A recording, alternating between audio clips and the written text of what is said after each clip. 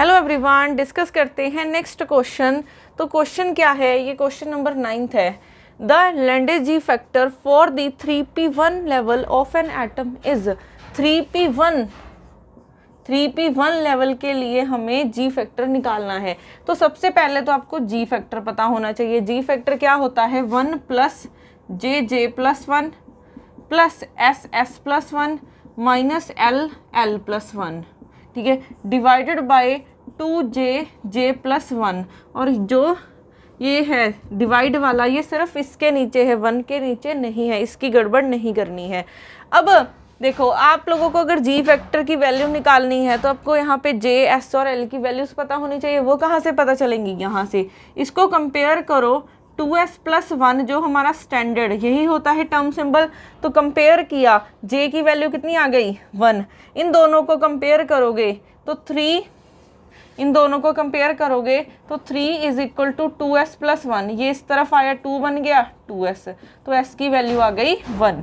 उसके बाद आप लोगों को पता है l की वैल्यू 0 होती है, मीन्स s है, l की वैल्यू 1 है तो p है, l की वैल्यू 2 है तो d है, ठीक है। तो ये से हमारे पास P के लिए क्या हो जाएगी, L की वैल्यू 1। तो ये आ गई वैल्यूज। अब यहाँ पे वैल्यू सब्स्टिट्यूट कर दो तो ये बनेगा 1 प्लस J की वैल्यू है 1 प्लस S की वैल्यू फिर से 1 है और L की वैल्यू 1 है।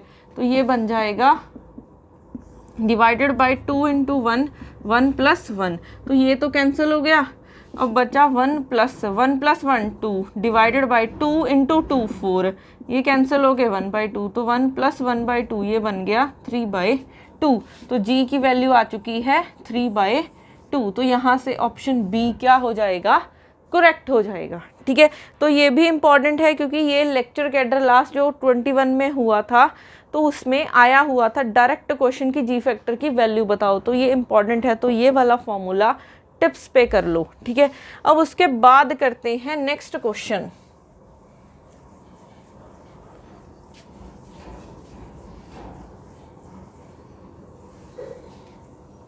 जो होगा question number 10th।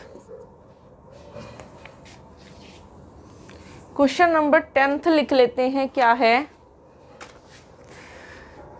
The perturbation term, the perturbation due to the magnetic field is given by option A है minus mu dot B, option B है mu dot E, option C है minus mu dot E और option D है none of these, ठीक है।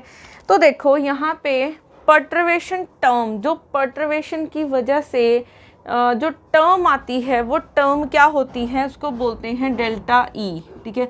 वो होती है माइनस म्यू डॉट बी। ये तो जब भी हम जी में इफेक्ट करते हैं, मीन्स जब भी हम पर्टर्वेशन लाते हैं कि किसी एटम को जब हम मैग्नेटिक फील्ड में रखते हैं तब कितनी पर्टर्वेशन आती है, कितनी डिस्टर्बेंस क्रिएट होती है, तो वो इतनी डिस्टर्बेंस क्रिएट होती है। ये तो डायरेक्ट रिजल्ट है, ये तो डायरेक्ट रिजल्ट है। तो यहाँ पे ऑप्शन बी क्या हो जाएगा, करेक्ट हो जाएगा, ठीक है। उसके बाद हम देख लेते हैं नेक्स्ट क्वेश्चन क्या है। उसके बाद नेक्स्ट क्वेश्चन है क्वेश्चन नंबर 11।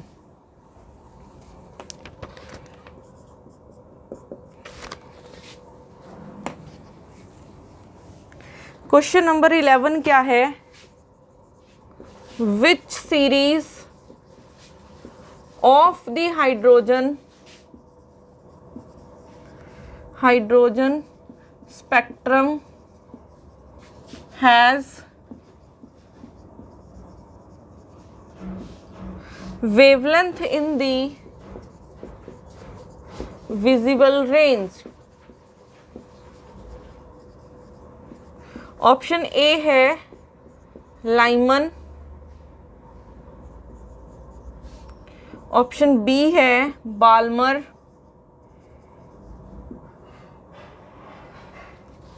ऑप्शन सी है पास्चन और ऑप्शन डी है ब्रैकेट। देखो इसके लिए पहले आपको हाइड्रोजन स्पेक्ट्रा की जो 5 सीरीज होती हैं वो पता होनी चाहिए कि कहाँ कहाँ पे लाई करती हैं। तो सबसे पहले होती है लाइमन। लाइमन कहाँ पे लाई करता है? अल्ट्रा वायलेट रीजन में।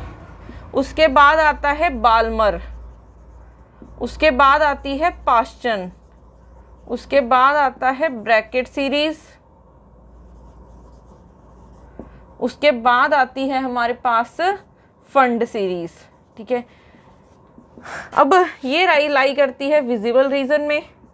ये तीनों हैं IR स्पेक्ट्रा, IR। तो सबसे पहले तो आप लोगों को हाइड्रोजन स्पेक्ट्रा जो होता है, ठीक है, जो हाइड्रोजन स्पेक्ट्रा होता है उसकी 5 सीरीज होती हैं। ये पांचों सीरीज पता होनी चाहिए कि किस रेंज में लाई करती हैं, किस विजिबल रेंज में लाई करती हैं। लाइमन लाई करता है अल्ट्रावायलेट में, बाल्मर करता है विजिबल में, और पास्चन ब्रैकेट और फंड सीरीज लाई करती है IR रीजन में, इंफ्रारेड रीजन में। तो उन्होंने पूछा था विजिबल रेंज, तो बाल्मर सीरीज लाई करती है विजिबल रेंज में। तो ऑप्शन बी क्या हो जाएगा? करेक्ट हो जाएगा। ठीक है, तो ऐसे आपको ये चीज़ें पता होनी चाहिए कि ये कैसे कैसे होती हैं। ठीक है,